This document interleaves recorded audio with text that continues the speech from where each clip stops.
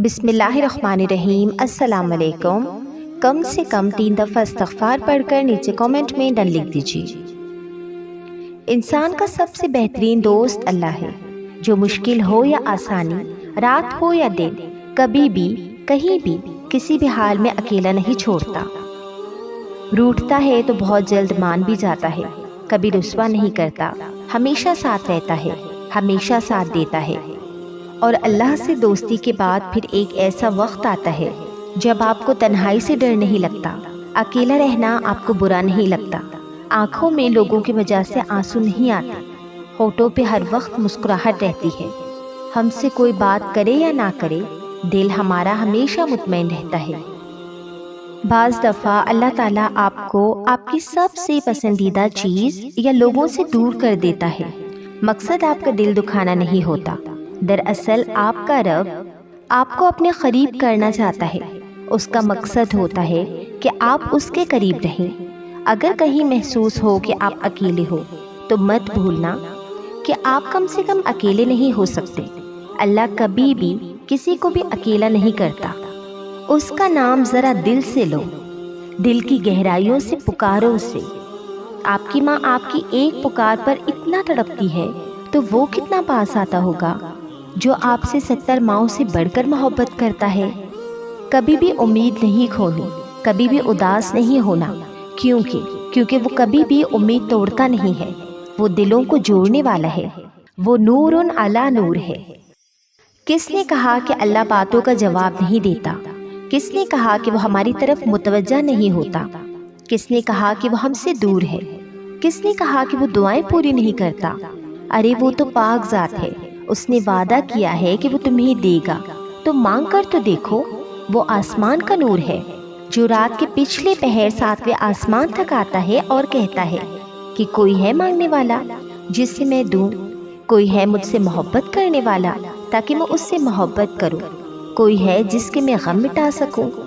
تو ایک بات ہمیشہ یاد رکھیں کہ اللہ وہاں ہے جہاں توکل ہے، اللہ وہاں ہے جہاں صبر ہے، اللہ وہاں ہے جہاں توبہ ہے، اللہ وہاں ہے جہاں بھروسہ ہے، اللہ وہاں ہے جہاں امید ہے، اللہ وہاں ہے جہاں دعا ہے، اللہ وہاں ہے جہاں سجدہ ہے، اللہ نور ہے اور اللہ ہر اس جگہ پہ ہے جہاں اس کو یاد کرنے والا ہے۔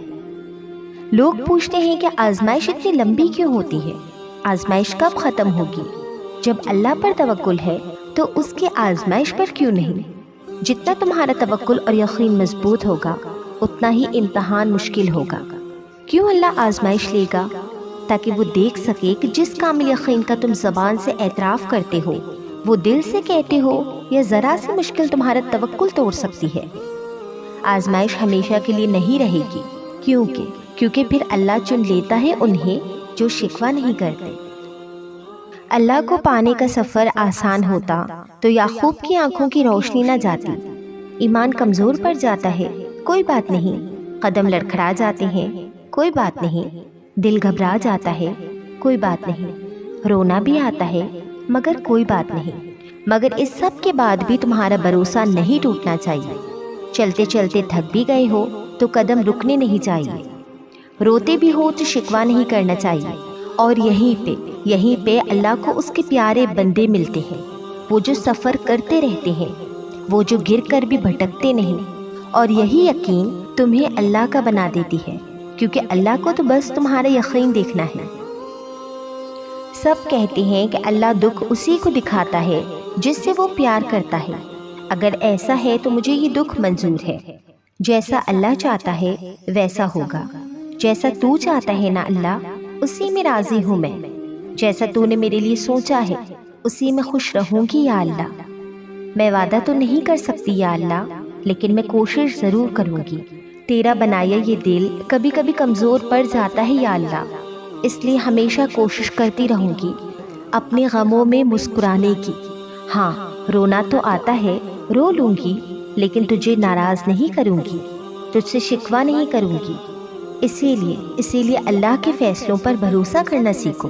کچھ پریشان کر رہا ہے، اداس ہو، فیصلہ نہیں کر پا رہے، تو ایک بار اللہ سے بول کے دیکھو، اس سے بتاؤ، اس کے ساتھ مشورہ کرو، اس سے دعا مانگو، پھر دل سے یہ خوف نکال دو کہ کیا ہوگا اور کیا نہیں۔ جو بھی ہوگا بہترین ہوگا، اسے ہی توکل کہتے ہیں۔ جب توکل اتنا مضبوط ہو جائے تبھی معجزے ہوا کرتے ہیں۔ بس تمہیں اپنے معجزے کا انتظار کرنا ہے توکل سے۔ لوگوں کو کہتے سنا ہے کہ ہمارا پریشان ہو جانا اس لیے ہوتا ہے کہ ہمارا ایمان کمزور ہے، ہم اداس اس لیے ہوتے ہیں کیونکہ ہمارا اللہ پر توکل نہیں ہے۔ ایسا نہیں ہوتا۔ اگر ایسا ہوتا تو نبیوں کو خدا کبھی دکھ ہی نہیں دیتا، اور دیتا بھی تو اللہ کے ولیوں کی آنکھ سے ایک آنسو نہ گرتا، مگر نہیں، وہ بھی روتے تھے، وہ بھی اداس ہوتے تھے۔ کوئی بیٹے کی جدائی میں رویا تھا تو کوئی کربلا کے شہیدوں کو رویا تھا۔ اس کا مطلب یہ نہیں ہے کہ اداس ہو جانا ایمان کی کمزوری ہے، اور یہ امتحان اللہ تعالیٰ اداسی کا نہیں لیتا بلکہ ہمارے توکل کا لیتا ہے۔ آج ہم کسی چیز کو لے کر اداس ہیں تو کل کو کسی چیز پر خوش بھی ہوں گے۔ ہم انسانوں کا مزاج تبدیل ہوتا رہتا ہے، لیکن توکل، ایمان اور بھروسہ تبدیل نہیں ہوتا اگر مضبوط ہو تو۔ اور یہی تو امتحان ہے کہ دکھ میں بھی اللہ پر بھروسہ بنائے رکھنا، پھر چاہے ہم کتنے ہی اداس کیوں نہ ہو جائیں، توکل ہمیشہ رہنا چاہیے۔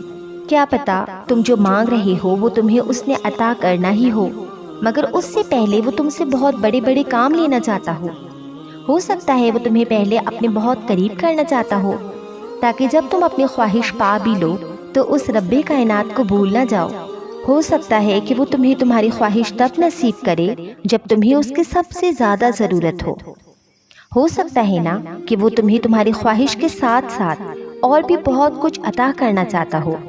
تو اس آزمائش کی گھڑی میں اس مالک پر بھروسہ رکھو، وہ تمہارے حصے کی خوشیاں تمہیں ضرور نصیب کرے گا انشاءاللہ۔ اس رب کے حوالے سب معاملات کر دینے کا مطلب پتہ ہے کیا ہوتا ہے؟ اس کا مطلب ہوتا ہے کہ مکمل یقین کے ساتھ صبر کر جانا، اس بات کا اطمینان کر لینا کہ اب جو بھی ہوگا وہی بہتر ہوگا، کیونکہ وہ رب آپ سے بے حد محبت کرتا ہے۔ وہ کچھ بھی ایسا نہیں ہونے دیتا جو آپ کو نقصان پہنچائے، اور اس کی قدرت تو اتنی وسیع ہے کہ وہ آپ کی سب دعاؤں کو قبول کر لے گا۔ تو جب معاملات اس کے سپرد کر دو تو خود کو ہر پریشانی سے آزاد بھی کر دیا کرو، کیونکہ وہ بہترین کارساز ہے، وہ تمہیں تنہا نہیں چھوڑے گا۔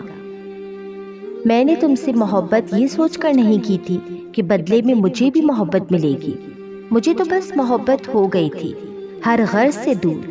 مجھے کیا ملا اور کیا ملے گا یہ تو میں نے سوچا ہی نہیں تھا۔ تمہاری خطا نہیں، تم نے کبھی محبت کی ہی نہیں، اس لیے تمہیں کیسے پتا چلتا کہ محبت تو ایمان کی طرح ہوتی ہے، ایسا ایمان جو کائنات سے پہلے خدا اور بندے کے درمیان قائم ہوا، اور پھر کن سے لے کر فیکن تک ہر چیز محبت کے رنگوں سے سجا دی گئی۔ اور کتنے بد نصیب ہو تم کہ تم ان رنگوں سے خالی ہو، اور مجھے رنگ دیا گیا عقیدت کے تمام رنگوں میں۔ کیا ہمارے اعمال اس قابل ہیں کہ ہمیں سیدھا جنت میں ڈال دیا جائے اور ہمیں بالکل آزمایا نہ جائے، ہمارے اوپر کسی قسم کی مشکل نہ آئے، ہمیں برے وقت سے دور رکھا جائے؟ بالکل نہیں۔ اللہ پاک نے ہمیں اس دنیا میں آزمائش کے لیے ہی پیدا کیا ہے۔ انسان اس دنیا میں بھیجا ہی اس لیے جاتا ہے کہ وہ اپنے اوپر آئے ہوئے مشکل وقت سے آخر لڑتا کس طرح ہے۔ انسان کو پہلے اس دنیا میں اتارا جاتا ہے جو فانی ہے اور کبھی باقی رہنے والی نہیں ہے، اور پھر اس پر آزمائشیں ڈالی جاتی ہے، اس کا صبر آزمایا جاتا ہے، اس سے اس کے نفس کا امتحان لیا جاتا ہے کہ اس کی قوت برداشت آخر ہے کتنی، وہ کب تک صبر کر سکتا ہے، اور کیا وہ اس مقصد کو ڈھونڈ سکتا ہے جس کے لیے وہ اس دنیا میں بھیجا گیا ہے، جس کے لیے اسے پیدا کیا گیا ہے۔